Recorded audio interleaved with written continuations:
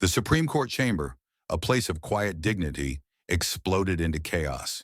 Chief Justice John Roberts, red-faced and trembling with rage, screamed. But Congresswoman Jasmine Crockett's ice-cold response broke the internet and made history in 30 seconds. A routine congressional hearing turned into the most explosive political confrontation of 2025, and what Jasmine said next will shock you to your core. This wasn't just a political moment. This was the day the old guard of American politics met their match in a young black woman who refused to be intimidated. You're about to see exactly why the establishment is terrified of leaders like Jasmine Crockett. To understand why this confrontation shook America to its core, you need to know who these two figures really are. Chief Justice John Roberts, 70 years old, has sat atop America's highest court for nearly 2 decades. He's carefully crafted an image as the institutionalist, the steady hand protecting the court's reputation. But behind that composed exterior lies something darker. Roberts has presided over some of the most controversial decisions in modern Supreme Court history, gutting voting rights and allowing unlimited corporate money in politics. Critics say he's more politician than judge. On the other side sits Jasmine Crockett. At 43, she's young by Washington standards. As a black woman from Dallas, she brings lived experience most of her colleagues can't even imagine. A former criminal defense attorney, she fought for ordinary people against a system designed to crush them. She's smart, fearless, and absolutely refuses to play by the unwritten rules. Crockett burst onto the national scene with a communication style that's part legal precision, part social media savvy, and part righteous anger. She tells the truth, even when it makes powerful people uncomfortable. And that's exactly what brought these two into collision. The Supreme Court had just issued a ruling that effectively ended federal protection for reproductive rights in cases involving minors. Roberts, writing for the majority, used language critics called callous and out of touch. The decision would force pregnant teenagers to carry unwanted pregnancies to term, even in cases of rape or incest. Congress was holding emergency hearings, and Crockett was invited to testify.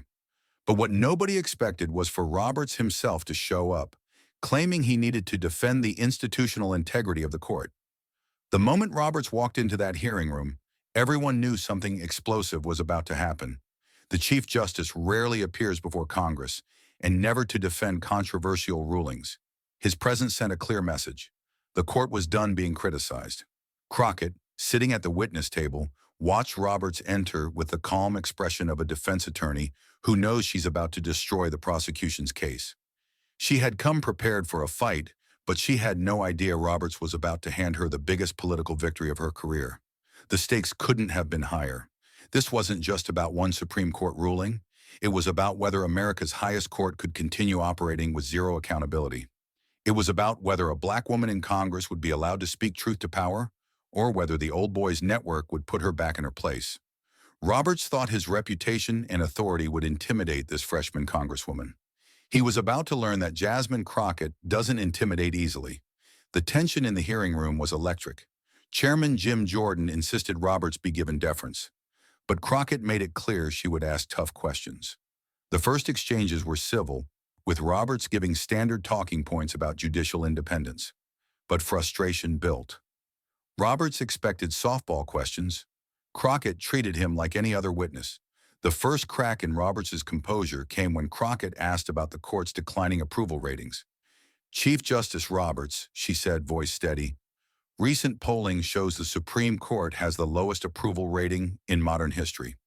Do you think that might be connected to decisions that seem more political than legal?" Roberts' jaw tightened. "Congresswoman, the court doesn't make decisions based on polling. We interpret the Constitution as written." "I understand that's your position," Crockett replied smoothly. "But when your constitutional interpretation just happens to align perfectly with the Republican Party platform on reproductive rights, voting rights, and corporate power, can you understand why people might question that?" The room shifted. This wasn't the deference Roberts expected. Republicans tried to interrupt, but Crockett stayed within rules, systematically dismantling his points. Roberts' voice grew sharper. "Congresswoman, I would caution you against imputing the integrity of the court or its justices. We are bound by law and precedent, not political pressure."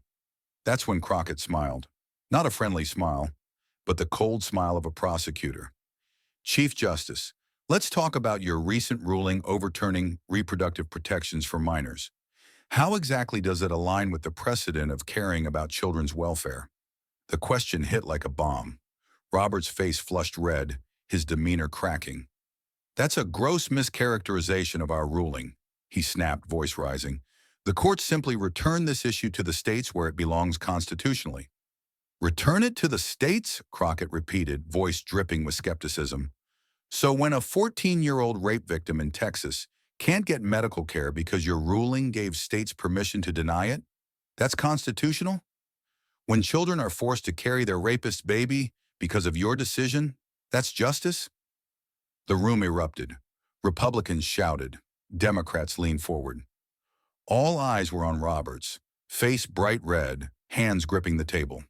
Congresswoman Crockett, Roberts said, voice trembling with rage, you are clearly out of your depth discussing constitutional law. Perhaps you should leave complex legal matters to those who actually understand them. The insult hung in the air. A white male authority figure telling a successful black female attorney she wasn't smart enough. Crockett didn't react with anger. She leaned back, cold smile spreading. Chief Justice, I'm curious about your definition of understanding the law. I spent years as a criminal defense attorney actually practicing law, fighting for real people. How many courtroom trials have you personally handled? Roberts' face went from red to purple. He knew where this was going. His experience was academic. Crockett had actual trial experience. The Chief Justice's role is different from, Roberts began, but Crockett cut him off. Different, yes. More experienced? That's debatable. But let's get back to the children your ruling will affect. Chief Justice, do you have daughters? I fail to see how my family is relevant, Roberts said. You have two daughters, both adopted, which shows wonderful compassion. Now imagine one of them, at 14, became pregnant after being raped. Under your ruling, she might be forced to carry that pregnancy to term. How would you feel about that? The room fell silent. Roberts' mouth opened and closed. The question was devastating. The court's decisions are based on constitutional interpretation, not personal feelings. Roberts finally managed, voice shaky. Personal feelings, Crockett repeated softly. So when it's your daughters, it would be about personal feelings. But when it's other people's daughters, especially poor daughters, black daughters, brown daughters, then it's just constitutional interpretation? That's when Roberts lost it completely. His judicial temperament cracked. What happened next will be studied for decades. Chief Justice John Roberts, who prided himself on decorum, lost control on live television. How dare you, Roberts exploded, shooting up from his chair, face purple-red, veins bulging, finger trembling at Crockett. How dare you bring my family into this? You are a disgrace to this institution. You are a disgrace to Congress. Chaos erupted. Committee members shouted, cameras flashed, security moved in. But Jasmine Crockett sat perfectly still, hands folded, watching the Chief Justice of the United States have a complete meltdown. You think you can come in here with your grandstanding and your social media sound bites and attack the highest court in the land? Roberts screamed, spittle flying. You don't have the experience. You don't have the intellect. You don't have the right. Millions watched live as the Chief Justice lost his mind at a black congresswoman. Then the words that would end his career. Maybe if you spent more time studying law and less time playing to the cameras, you'd understand how government actually works. But I suppose that's too much to expect from someone like you. Someone like you. The phrase hung in the air like a nuclear explosion. Everyone knew what he meant. Young, black, female, uppity, not knowing her place. It was every racist, sexist dog whistle. The room fell silent. Even Republicans looked shocked. Chairman Jordan frantically signaled for recess, but the damage was done. Jasmine Crockett hadn't moved. She sat composed, watching Roberts' career implode. When the screaming stopped, and Roberts stood breathing heavily, suit rumpled, hair disheveled, Crockett slowly leaned into her microphone. Her voice was soft, controlled, devastating. Chief Justice Roberts, she said, calm as if discussing the weather, I want to thank you for that response because you just proved every point I was trying to make. Roberts opened his mouth, but Crockett continued. For 20 minutes, I asked you substantive questions about your legal decisions and their real-world consequences. Questions any appellate attorney might ask. Questions any constitutional law professor might ask. Questions any concerned citizen should be allowed to ask. She paused. And your response was to scream at me, question my intelligence, and suggest that someone like me doesn't belong here. Chief Justice, you just demonstrated exactly why Americans have lost faith in the Supreme Court. Roberts tried to interrupt, but Crockett's voice cut through. You couldn't defend your decisions on their merits, so you attacked me personally. You couldn't justify the consequences of your rulings, so you questioned my qualifications. And when pressed about real children who will suffer real harm from your choices, you had a tantrum that would embarrass a toddler.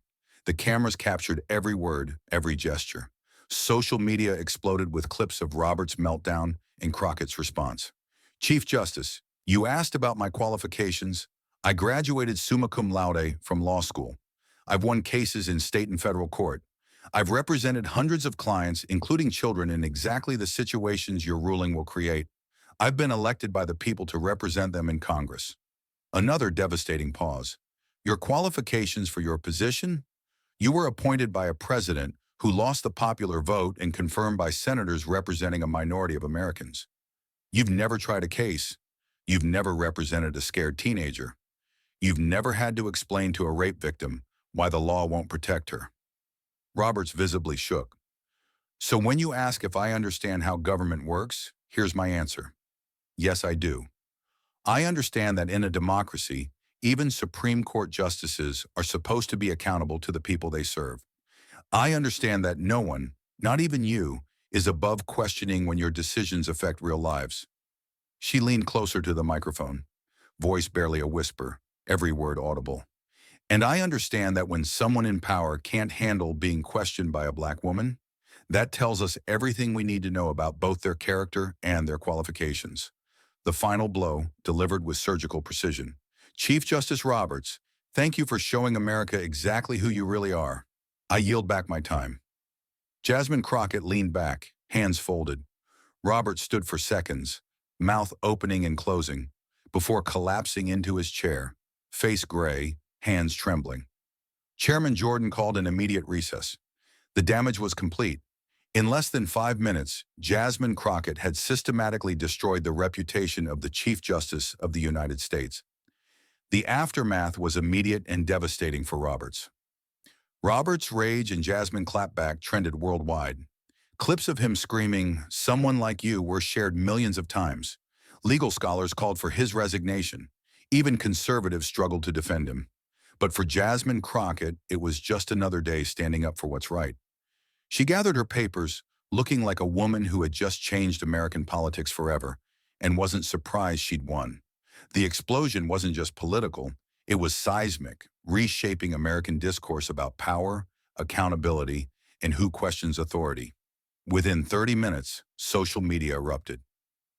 Roberts' rage accumulated over 2.3 million tweets in the first hour.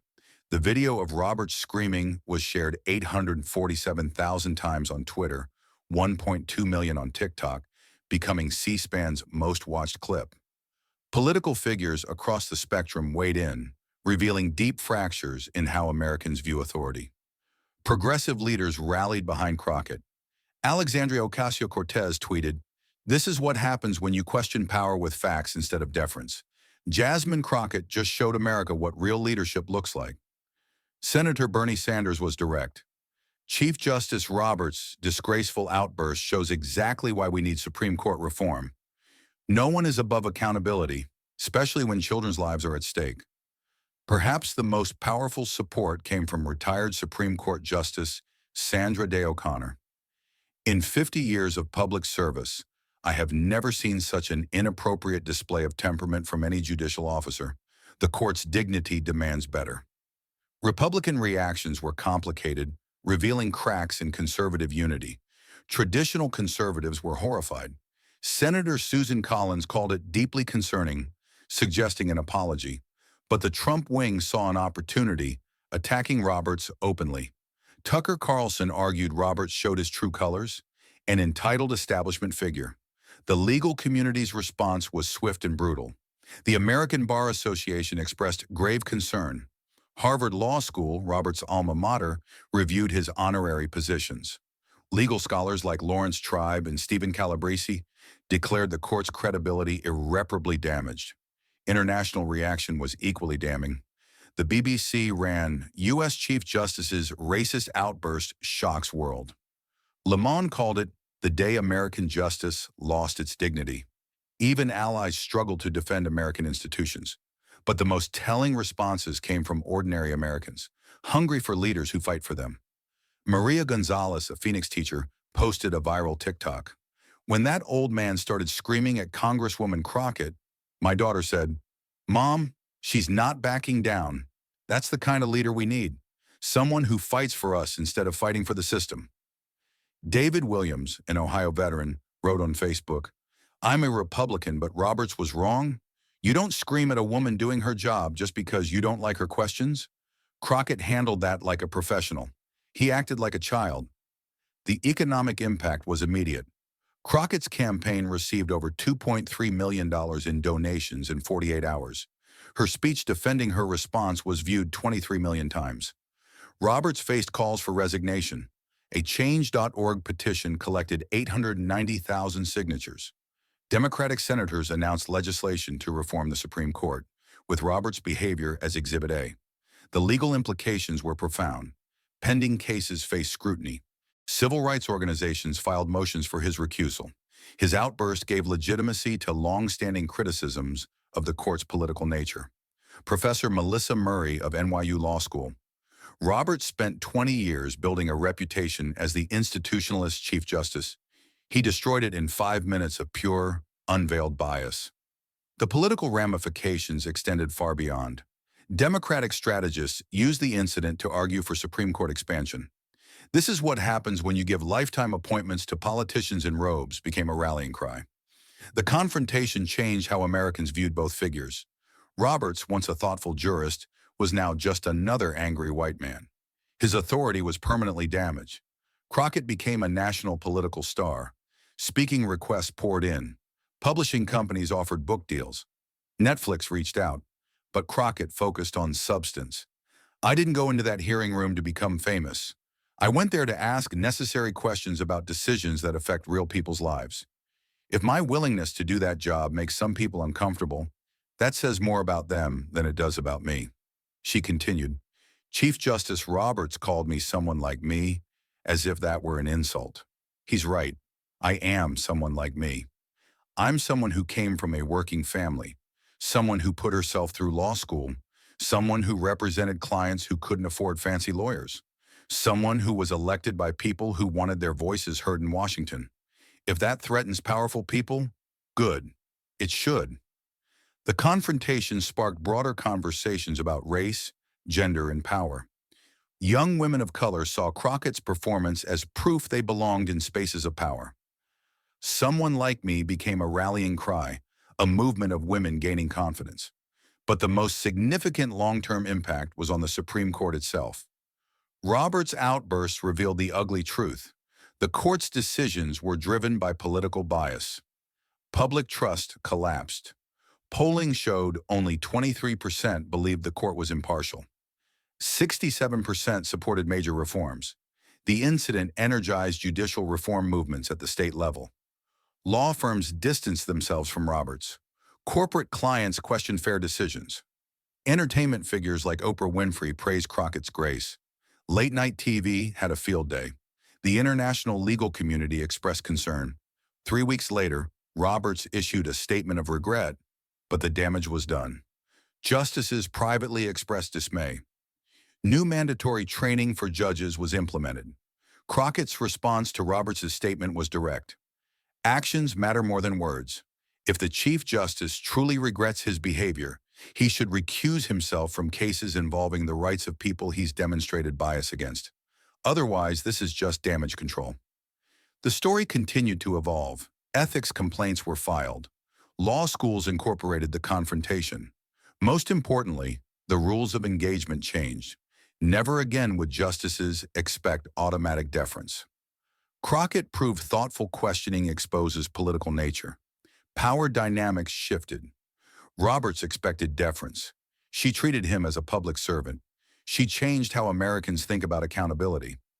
6 months later, calls for Roberts' resignation continued.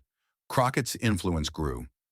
The lesson: no one is too powerful to be questioned, and no one is too young, too black, or too female to do the questioning. The video remained one of the most watched political clips, shared with captions like, "This is what courage looks like," and "Never let them intimidate you." The confrontation sparked unexpected conversations in corporate boardrooms and business schools. Religious communities were supportive. Youth engagement in politics surged. But for Jasmine Crockett, it was just Tuesday. She had more questions to ask, more fights to fight, and more powerful people to hold accountable. Because that's what someone like her does. She shows up, speaks truth, and refuses to back down. America was watching, learning, and demanding more leaders exactly like her. If this story of courage and accountability inspired you, smash that like button and subscribe for more incredible political moments that are reshaping America. Because when leaders like Jasmine Crockett stand up to power, we all win. Hit that notification bell. You won't want to miss what happens next in the fight for real democracy.